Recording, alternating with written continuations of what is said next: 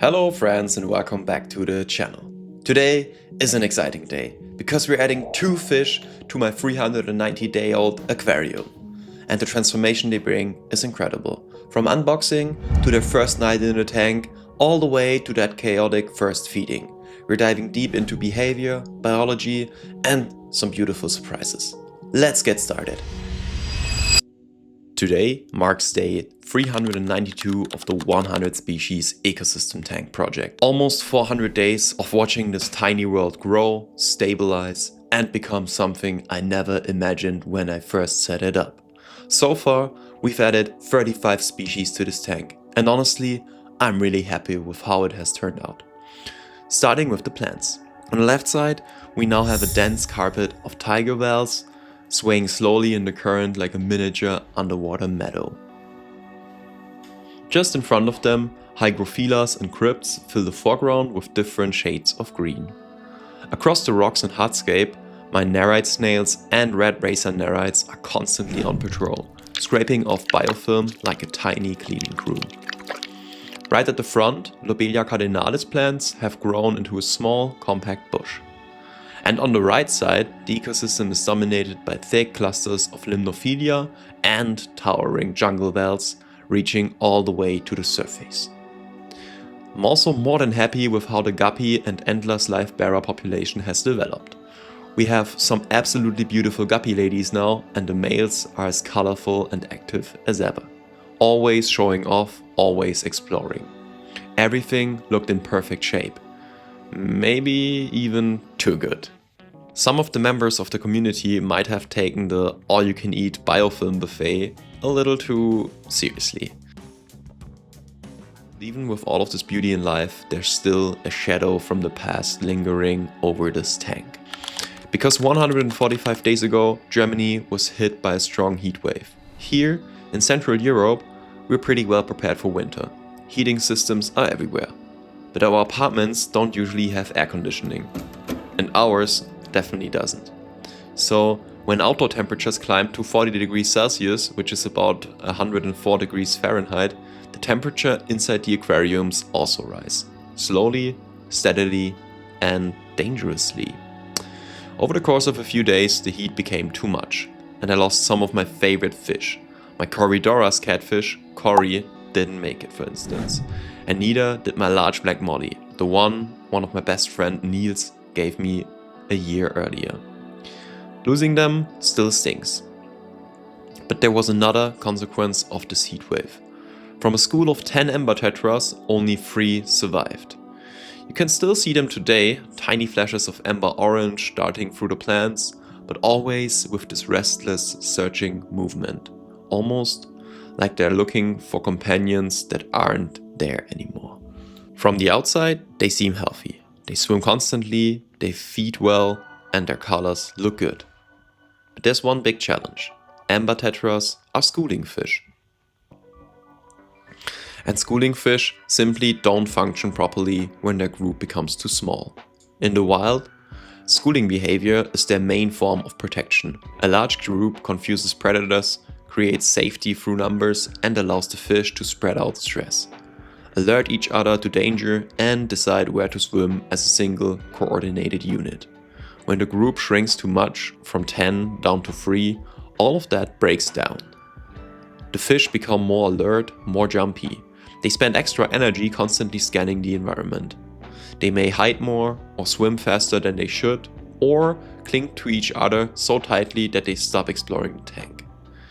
It's not that they're sick, it's that they're missing the social structure their species evolved to rely on. Just imagine being alone for the next 3 years. Horrible, right? And that's why I decided it was time to help them. So I went to my local fish store to find more Ember Tetras.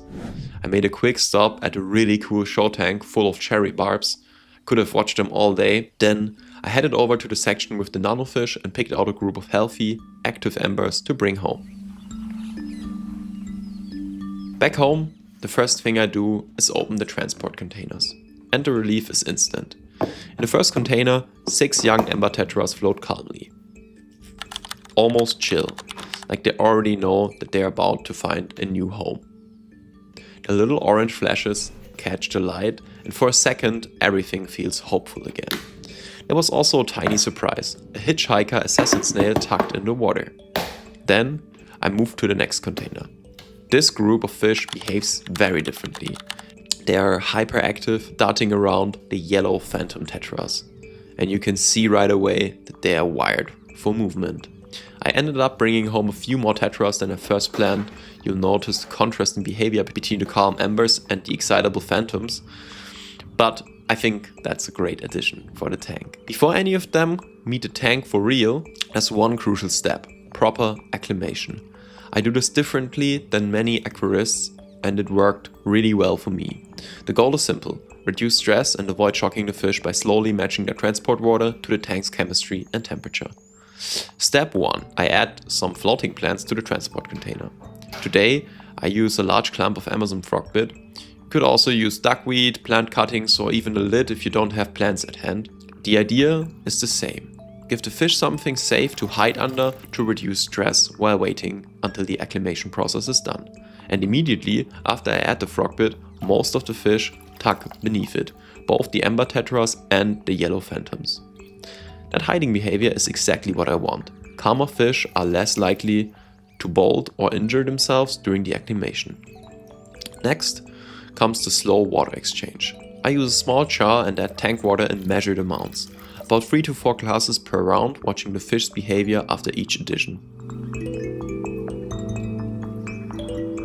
In this tank, that process is a little tricky, because we have more than 100 guppies that associate my hand with food. The curious guppies crowd around whenever I reach in, so I have to be careful not to pull any of them into the jars of acclimation water. If I do so, I just release them back into the tank. After the first round of tank water, the fish usually remain under the frogbit. My wife tried filming at that moment and couldn't get a clean shot because the embers and phantoms were hiding so well, which actually is fantastic. If they are hiding, it means the floating plants are doing their job and the fish are less stressed. I repeat the glass water addition step 2 more times, slowly replacing most of the transport water with tank water. In total, this whole acclimation process took me about 1.5 hours. Yes, that's long, and yes, it's worth it. Rushing this step risks temperature shock, sudden pH swings, or osmotic stress. And any of those can cause illness or even sudden death in sensitive fish. Patience is the real tool here, like in many other situations in life. Letting the fish settle under cover, slowly matching chemistry, and being mindful of curious tank mates keeps stress low and survival chances high. Once the final water exchange is complete, the fish are comfortable beneath the frogbit. I gently release them into the tank, but not yet. That moment when they finally slip out and explore a new world is the payoff for the careful work we just did. The next step is pretty simple. I take the entire transport container with the Ember Tetras over the kitchen sink and pour out most of the water. I let it through a net, just in case one of the embers decides to make a break for it. The reason I get rid of almost all of the store water is because you never really know what's in it. Fish stores do a great job, but with so many tanks, so many fish coming and going, it's easy for pathogens, bacteria, viruses, and fungi to hitch a ride in that water. Ideally, you avoid adding any fish store water to your aquarium. If you want to be extra cautious, especially with sensitive species like discus, you would net the fish out of the transport bag and place them directly into the tank without a single drop of their old water. But since the fish here are extremely hardy and very well fed, sometimes a bit too well fed, once the water is drained, I gently pour the Ember Tetras into their new home.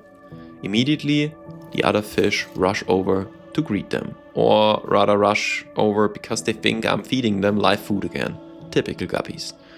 And right away, you can tell the old embers from the new ones.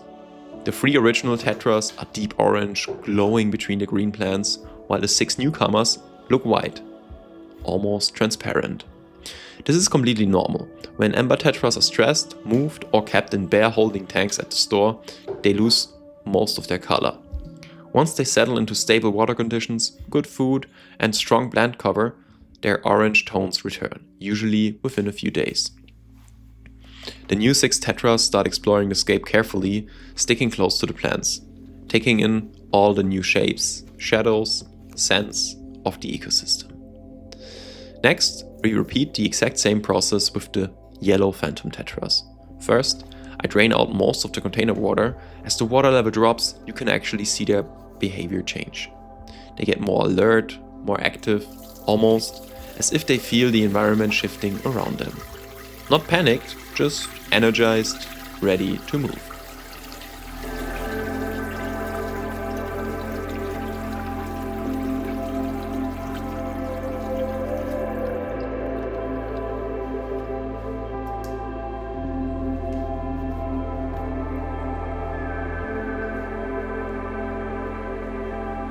I pour them into the tank in the same gentle stream of water, and the way they shoot forward instantly catches my attention.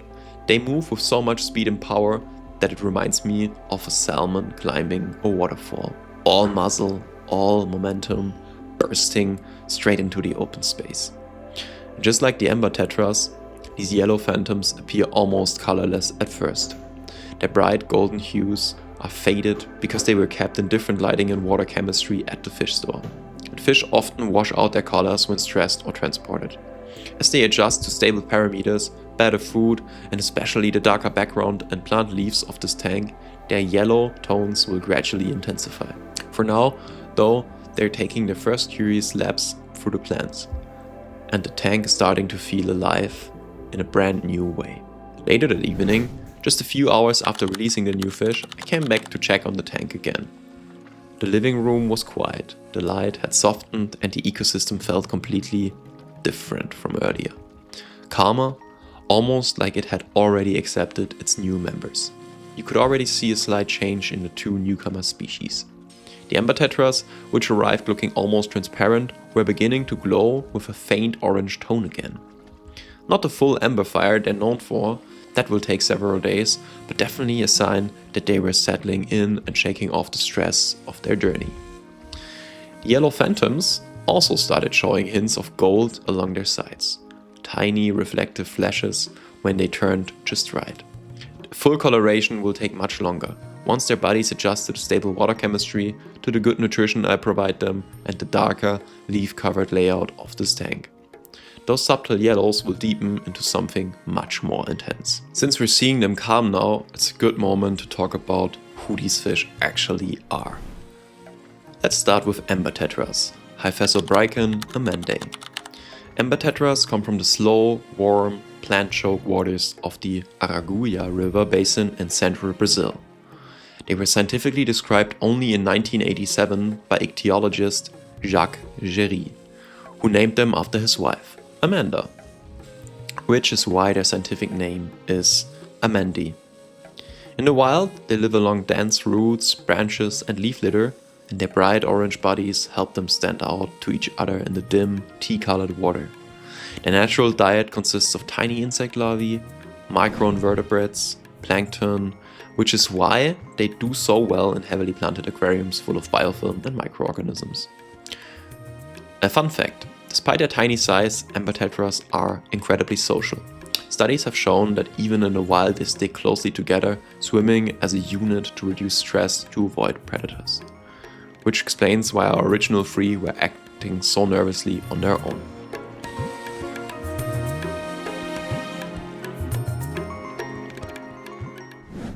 Now, the yellow phantom tetras, Hyphasobrycon roseus. The yellow phantom tetra and its close relatives come from a completely different part of South America, mostly the slow-moving rivers of Paraguay and the Guapore river system. They were originally described back in the early 1900s, and they belong to the same broad group of tetras known for distinctive phantom mark, a dark spot on the body that almost looks painted on. The natural habitats are also shaded, soft water environments full of branches, roots, and submerged plants. In nature, they feed on insect larvae, microcrustaceans, algae, and whatever drifts past them in the current.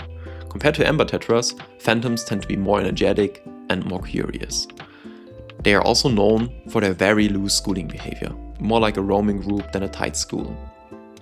One interesting similarity between the two species is that both lose their coloration quickly when stressed or when kept in bright, bare tanks. Because they rely on body color for communication, both species switch off their pigments during transport. Once they feel safe, fed, and surrounded by cover, the colors slowly return, which is exactly what we're beginning to see happen here. As the evening went on, the tank grew quieter. The embers were hovering together near the plants, and the yellow phantoms were cruising calmly through the midwater, exploring but no longer frantic. It was the first moment all day where the entire ecosystem felt balanced again. And with that, the lights of the tank slowly dimmed, the plants cast their long shadows, and the fish retreated into their little nighttime resting spots. Now, we let them rest and sleep one night and revisit them in the morning. The next morning, as the sun, quote-unquote, slowly rises over the aquarium, we arrive at my absolute favorite part of getting new fish. Feeding time. I open the lid in the early morning. And when I say early, I mean early. My fish and I usually wake up at around 5:30 or 6 a.m. For me, this is the best time of the day. It's quiet, peaceful, most people are still asleep, which means no email, no notifications, no deadline. Just me, the tank, and 62 gallons of calm water waiting to come alive. My fish, however, are definitely not asleep, and neither is their hunger. So today, for the very first meal with the new arrivals, I start with something simple: fish flakes. It's a food they all recognize, and it's most likely what they were fed at the fish store as well. Since we now have 19 more mouths to feed, I add a slightly larger amount than usual. And if you wait for a couple of seconds for the flakes to spread and soften at the surface, something fascinating happens. We have surface hunters versus mid-water feeders. The guppies and endlers life bearers are immediately on the hunt, and this is where you can clearly see evolution at work. Their mouths are upturned, facing towards the surface, which is a body shape perfectly adapted for snatching anything that falls onto the water. In the wild, that could be insects, pollen, seeds, or small crustaceans trapped on the surface film. In the aquarium, it makes them world-class flake eaters. But as soon as the food drifts in the midwater zone, the tetras take over. They don't have upward-facing mouths, instead their mouths are rather triangular-shaped, positioned forward, designed for catching tiny prey suspended in the water column. Plankton, insect larvae, and drifting microorganisms. And even though I added what looks like way too much food at first, the entire cloud of flakes is gone in under 1 minute. A reminder of just how many fish now call this tank home. I'm trying to feed everyone fairly. Because the guppies dominate the surface and intercept almost everything, I try a different trick. I soak a pinch of flakes between my fingers for a moment and then release them underwater. In theory, this helps them sink faster to the tetras, so the tetras can reach them. But as you can see, guppies are just too fast, too agile, and too perfectly adapted to surface feeding. They intercept almost every attempt. Right now, all 4 species, guppies, endless life bearers, Ember Tetras, and yellow phantom tetras, are essentially competing for the same food source. This leads to something that would never happen in the wild. So, what would happen in the wild? In the wild, these species would never meet in the first place. Guppies and endlers come from shallow, sunlit, warm waters in places like Venezuela, Trinidad, and northern South America. Slow creeks and puddles with lots of algae and insect life, sometimes even brackish water. Ember tetras come from the warm, plant-filled, tea-colored streams of central Brazil, where the forest canopy blocks most sunlight. And yellow phantom tetras, they inhabit slow-moving tributaries of the Paraguay and Guapo river systems, often shaded blackwater streams with leaf litter, submerged roots, and overhanging branches. Different regions, different river systems, different diets, and different predators. They would never interact naturally. And because food resources are completely different in the native habitats, they wouldn't compete with each other the way they do here at the surface of an aquarium. So, for the third feeding trial, I used the simplest solution. Just add a lot more food. Just enough to ensure that flakes actually break through the guppy barrier and reach the midwater and finally the bottom. And this time, it works. The food sinks, the tetras get their fair share, And even the bottom dwellers, the snail and the occasional Otocinclus catfish get something, as if they didn't get enough already. Everyone ends up satisfied. Now I want to provide you guys with some more facts about Ember and Yellow Phantom Tetras. Things I didn't mention earlier. Ember Tetras are known to be one of the calmest and most peaceful tetras in the hobby, which is why they are often used to reduce stress levels in mixed community tanks.